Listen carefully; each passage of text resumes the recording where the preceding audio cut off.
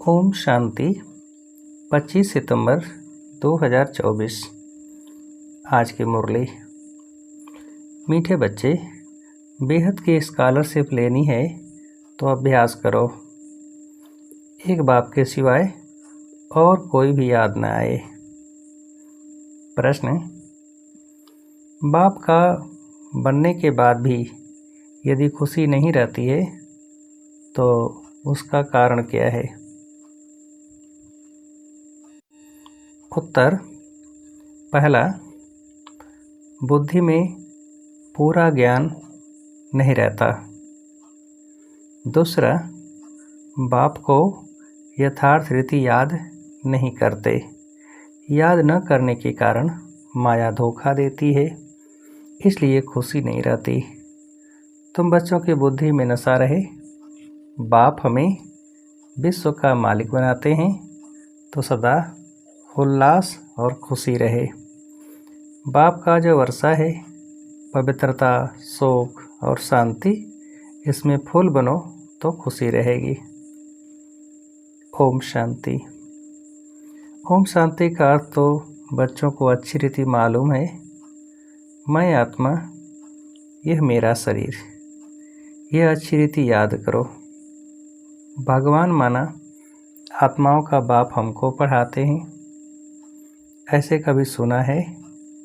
वह तो समझते हैं श्री कृष्ण पढ़ाते हैं, परंतु उनका तो नाम रूप है ना।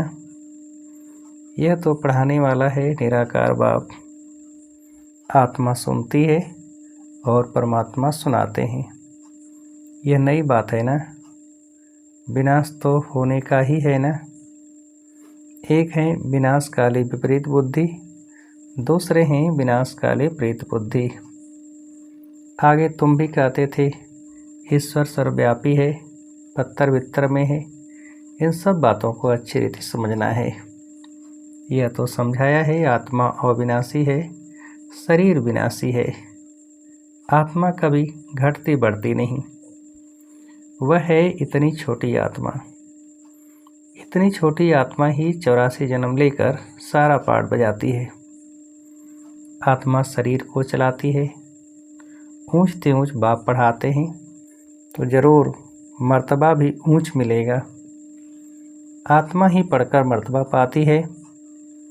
आत्मा कोई देख ही नहीं जाती। बहुत कोशिश करते हैं कि देखें आत्मा कैसे आती है, कहाँ से निकलती है, परंतु मालूम नहीं पड़ता है। करके कोई देखे भी तो समझ नहीं सकेंगे।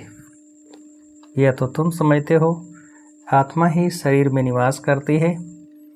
आत्मा अलग है, जीव अलग है। आत्मा छोटी बड़ी नहीं होती है, जीव छोटे से बड़ा होता है। आत्मा ही पतित और पावन बनती है।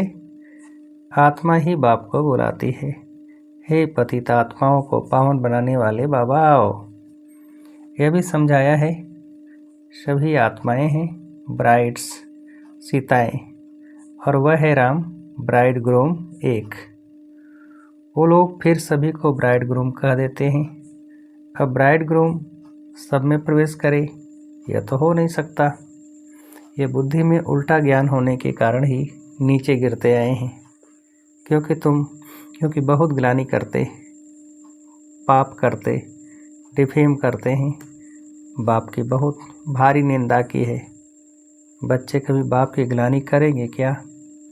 परंतु आजकल बिगड़ते हैं तो बाप को भी गाली देने लगते हैं। यह तो है बेहद का बाप। आत्मा ही बेहद के बाप की ग्लानि करती है। बाबा आप कच्छ मच्छ अवतार हो। श्री कृष्ण की भी ग्लानि की है। रानियों को भगाया, यह किया, माखन चुराया। अब माखन आदि चुराने की उनको क्या दरकार पड़ी? कितने तमोप्रधान बुद्धि बन पड़े हैं। बाप कहते हैं मैं आकर तुमको पावन बनाने की बहुत सहज युक्ति बताता हूँ। बाप ही पतित पावन सर्वशक्तिमान अथॉरिटी है। जैसे साधु संत आदि जो भी हैं उनको शास्त्रों की अथॉरिटी कहते हैं। शंकराचार्य को भी वेदों शास्त्रों आदि की अथॉरिटी कहेंगे। उनका कितना भवका होता है। शिवाचार्य का तो कोई भवका नहीं, इनके साथ कोई पलटन नहीं। यह तो बैठ सभी वेदों शास्त्रों का सार सुनाते हैं। अगर शिव बाबा भवका दिखाए तो पहले इनका यानी ब्रह्मा का भी भवका चाहिए, परंतु नहीं। बाप कहते हैं, मैं तो तुम बच्चों का सर्वेंट हूँ। बाप इनमें प्रवेश कर बच्चों को समझाते हैं कि बच्चे तुम पतित बने हो, तुम पावन बन फिर 84 जन्मों के बाद पतित बन गए हो। इनकी ही हिस्ट्री ज्योग्राफी फिर से रिपीट होगी। इन्होंने ही 84 जन्म भोगे हैं। फिर इन्हें ही सतो प्रधान बनने की युक्ति बताते हैं। बाप ही सर्वशक्तिमान है। ब्रह्मा द्वारा सभी वेदों शास्त्रों का सार समझाते हैं। चित्रों में ब्रह्मा को शास्त्र दिखाते हैं, परंतु वास्तव में शास्त्रों आदि की बात है नहीं। न बाबा के पास शास्त्र हैं, न इनके पास, न तुम्हारे पास शास्त्र हैं। यह तो तुमको नित्य नई नई बातें सुनाते हैं। ये तो जानते हो कि सभी भक्ति मार्ग के शास्त्र हैं। मैं कोई शास्त्र थोड़े ही सुनाता हूँ।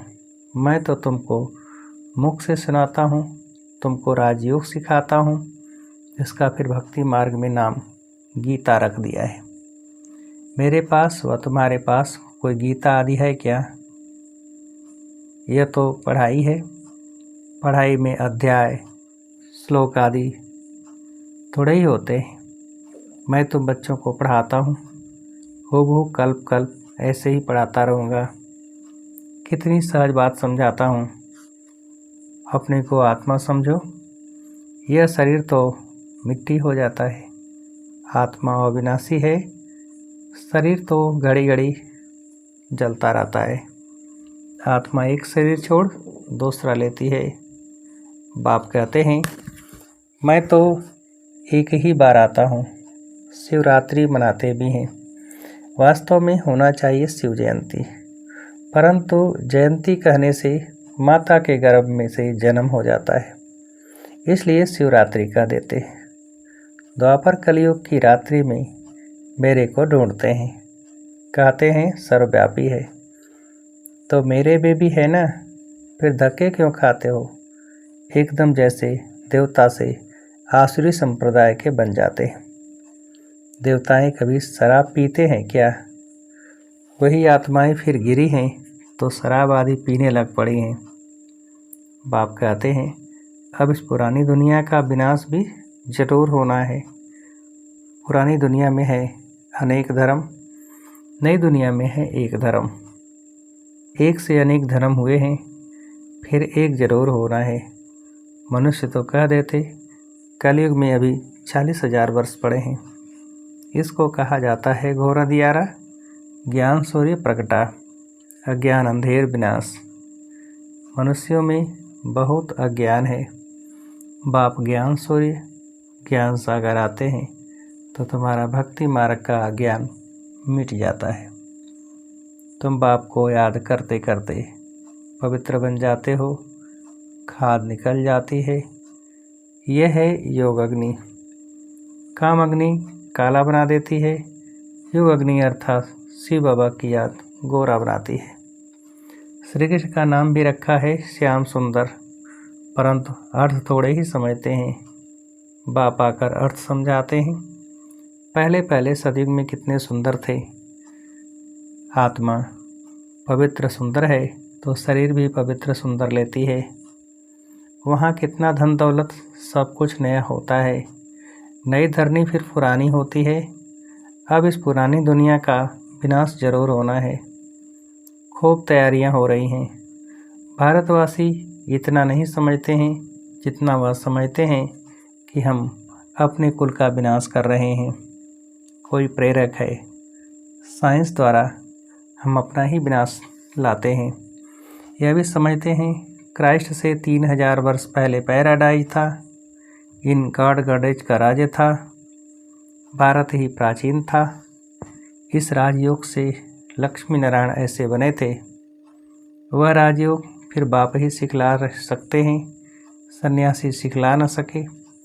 आजकल कितनी ठगी लगी पड़ी है।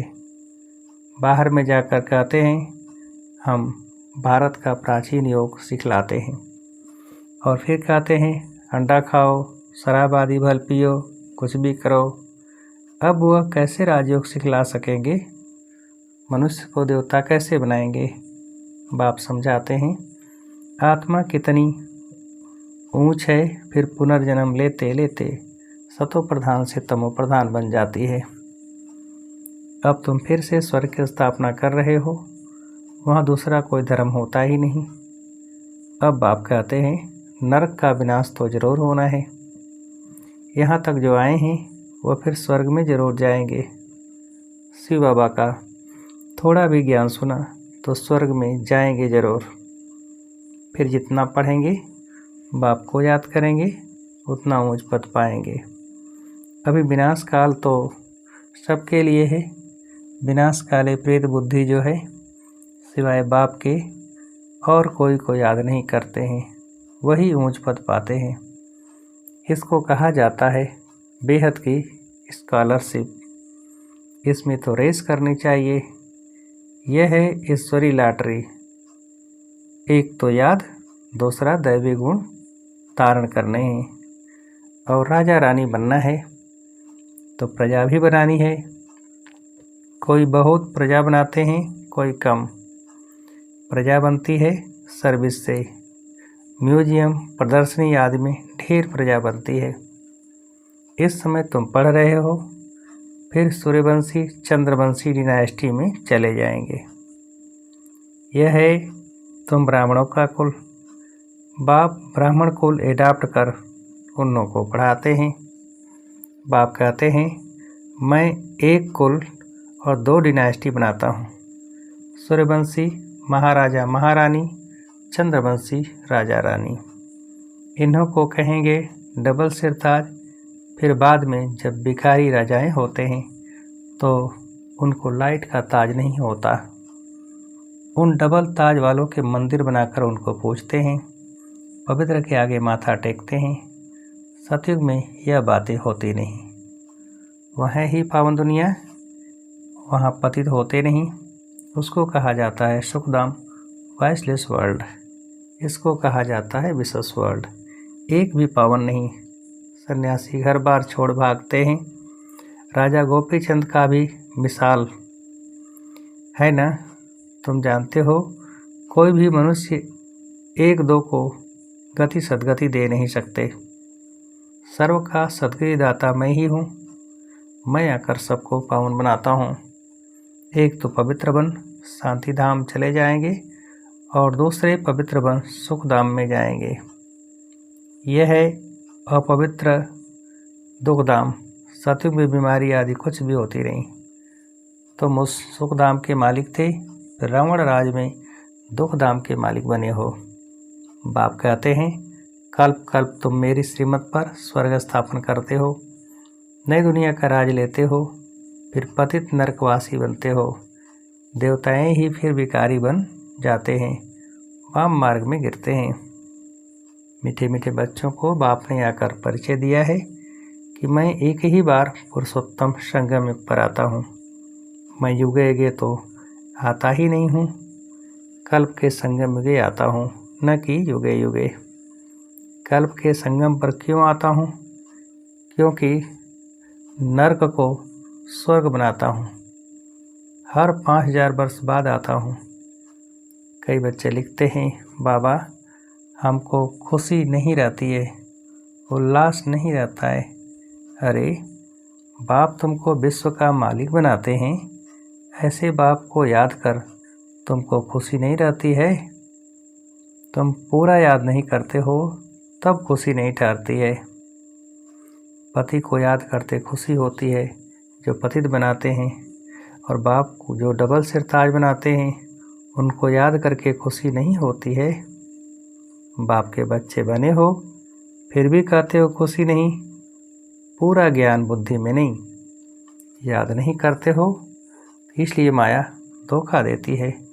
बच्चों को कितना अच्छी रीति समझाते हैं, कल्प कल्प समझाते हैं। आत्माएं जो पत्थर बुद्धि बन पड़ी हैं उनको पारस बुद्धि बनाता हूँ। नॉलेजफुल बाप ही आकर नॉलेज देते हैं। वह हर बात में फुल है, प्योरिटी में फुल, प्यार में फुल, ज्ञान का सागर, सुख का सागर, प्यार का सागर है ना। ऐसे बाप से यह वर्षा मिलता है तुमको। ऐसा बनने के लिए ही तुम आते हो। बाकी वह सत्संग आदि तो सब हैं भक्ति मार्ग के, उनमें एम ऑब्जेक्ट कुछ भी है नहीं। इसको तो गीता पाठशाला कहा जाता है, वेद पाठशाला नहीं होती। गीता से नर से नारायण बनते हो, जरूर बाप ही बनाएंगे ना। मनुष्य को देवता बना न सके। बाप बार बार बच्चों को समझाते हैं, बच्चे अपने को आत्मा समझो, तुम कोई देह थोड़े ही हो। आत्मा कहती है मैं एक देह छोड़ दूसरी लेती हूँ।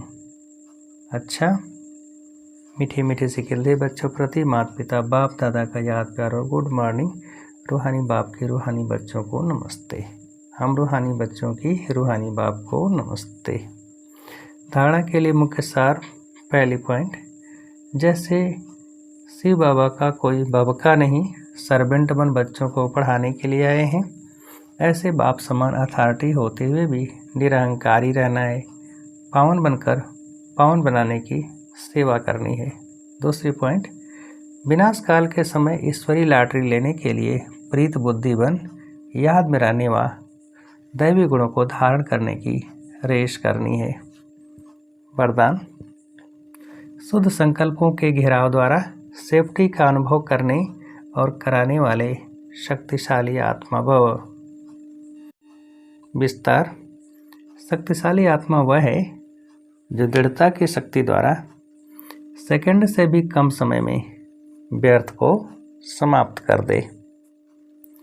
शुद्ध संकल्प की शक्ति को पहचानो। एक शुद्ध व शक्तिशाली संकल्प बहुत कमाल कर सकता है। सिर्फ कोई भी दृढ़ संकल्प करो तो दृढ़ता सफलता को लाएगी।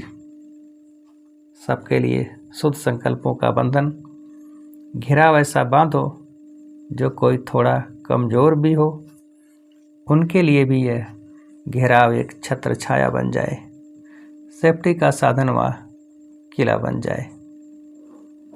स्लोगन, सबसे श्रेष्ठ भाग्य उनका है जिन्हें डायरेक्ट भगवान द्वारा पालना, पढ़ाई और श्रेष्ठ जीवन की श्रीमत मिलती है।